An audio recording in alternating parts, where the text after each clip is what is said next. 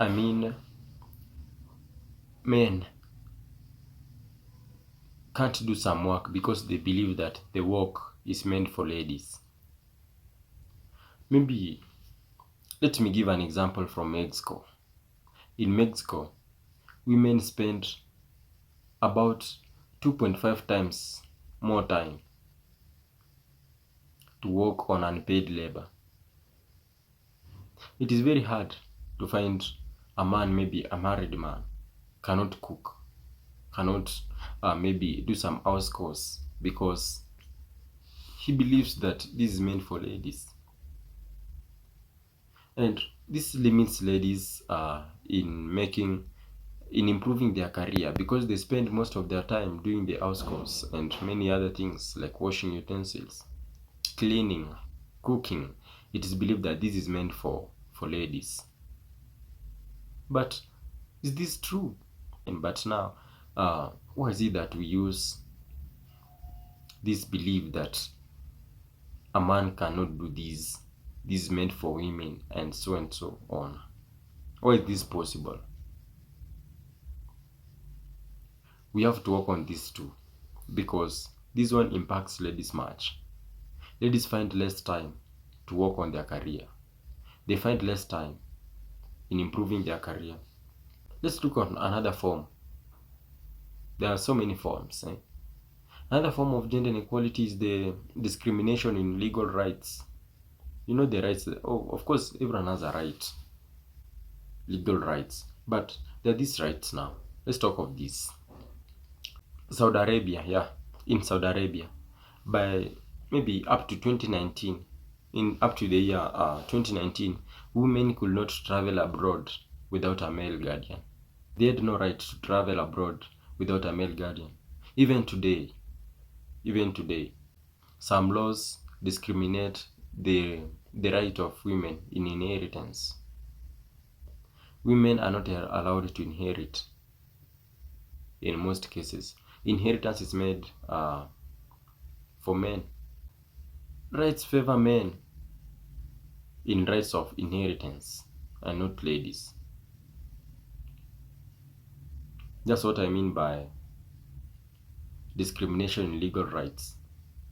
Even the rights do not favor women, because maybe in terms of maybe inheritance, if a man has maybe some properties and wants to inherit, maybe someone wants to inherit, then female gender are not supposed to inherit. The example I gave from Saudi Arabia was in traveling. A woman cannot go abroad without a male guardian. You see, even limitation to healthcare, even their health. Limitation to healthcare is even is also a form of gender inequality.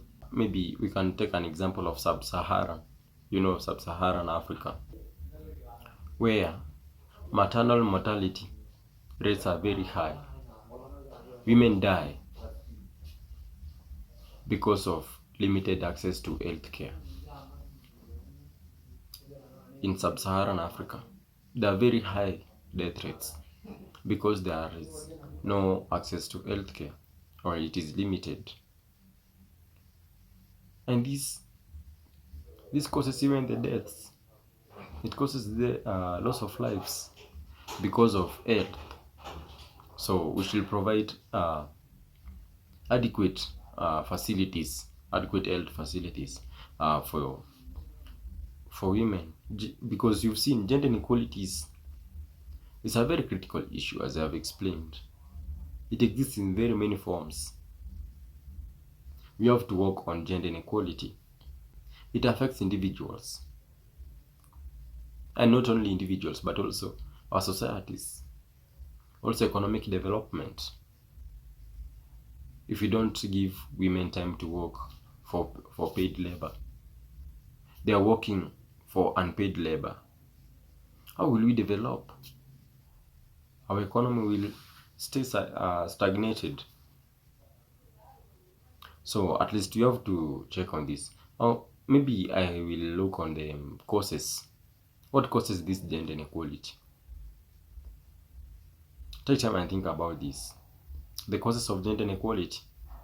We have so many causes too, but I'll briefly look on the few causes of gender inequality.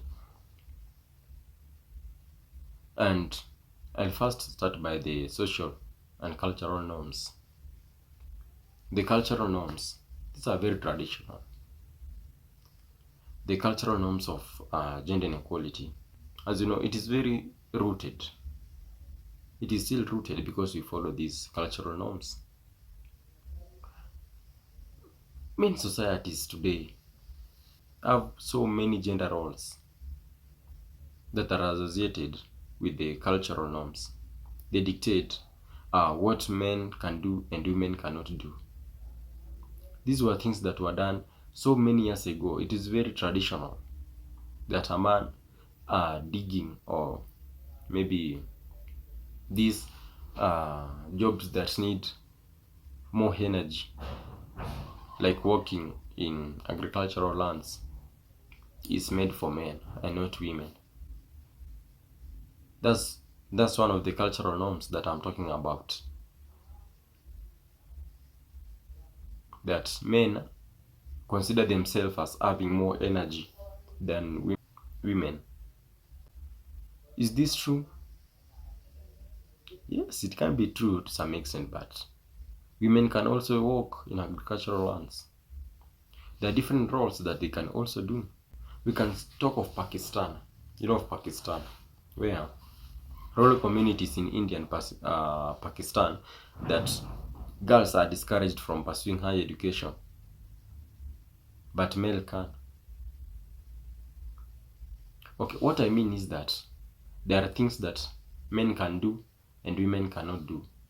And the impact of this is that it limits women opportunities. That maybe they even say that men can drive, these heavy trucks, that men can drive them, but not women. Is it abnormal, or is it weird to see a woman driving? It is normal. Let us not consider it as a big deal. Everything is possible. What a man can do, a woman can also do better. So let us not mistreat them. Another source of gender inequality is patriarchal systems. Patriarchal systems are that many societies are structured in these ways that favor men in leadership. This is what I'm talking about, patriarchal systems. That leadership is meant for men and not women. The sources of gender inequality are very related to what I've already talked on, forms of gender inequality. Maybe I talk of women face more restrictions in mobility, employment. You see, all of these I think I explained on the forms of gender inequality on patriarchy. Another source is lack of education, maybe because women are not allowed to proceed from a certain level. Then this causes gender inequality. There is economic dependency, unequal job opportunities, gender-based violence, I've talked about it, and discrimination. So you have to take all this into consideration. So how can we reduce it? Gender differences. How can we reduce gender inequality? All these, I'll explain them citing examples too. How to reduce gender inequality. And I will briefly, gender inequalities can be reduced by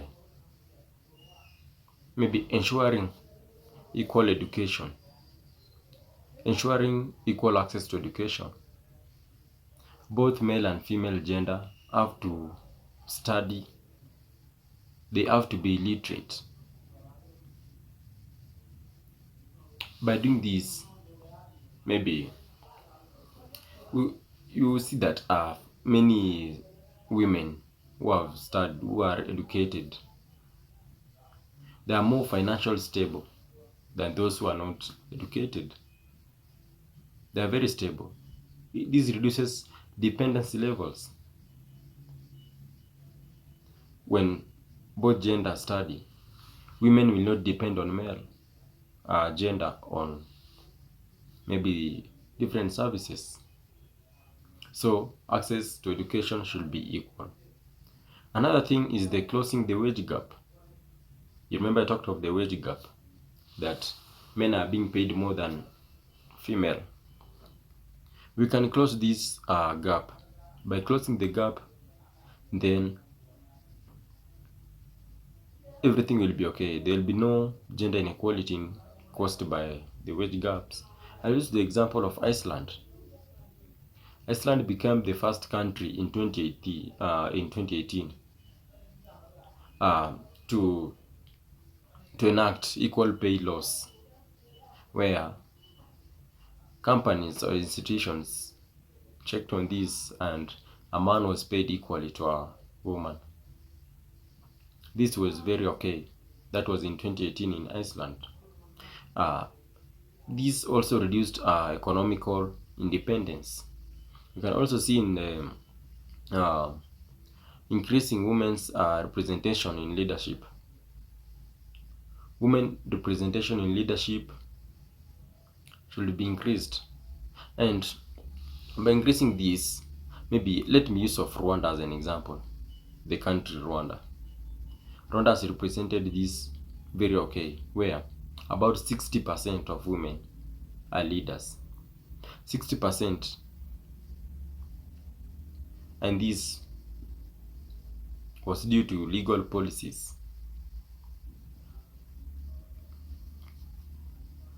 And these reduced gender inequalities in that manner.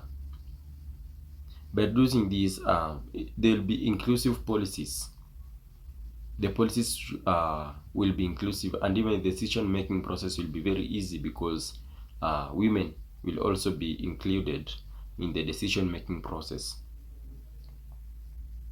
So promoting female representation was a good step in that.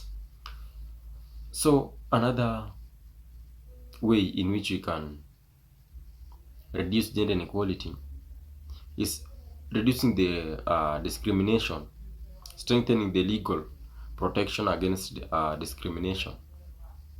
We should protect female gender on discrimination. And this maybe was the India law of harassment.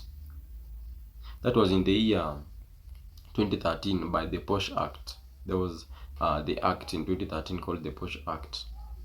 This one ensured that women are not harassed. It reduced harassment against women, and this provided a safer workplace where there was no harassment. And women felt very free. Everything was going on well due to reducing these harassments.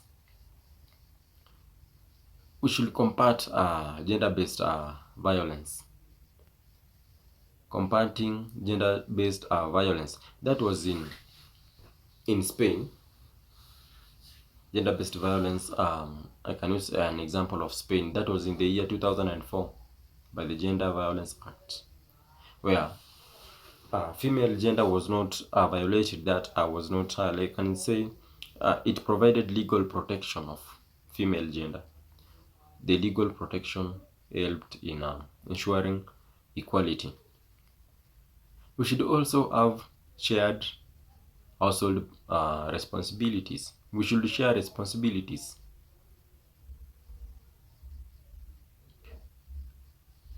It is not that this is meant for women, this is meant for men. We should share them, and by sharing, everything will be going on well. As I continue, we should change. We should change we should create awareness on this. We should make people know on gender-based violence, on the inequalities, the gender inequalities, all of them that I've talked about. When we do these, then we'll have low cases of gender issues. Remember, when we work together as a team, when we work equally, we'll have economic development. In conclusion, gender as a critical issue should be avoided, and I insist on that.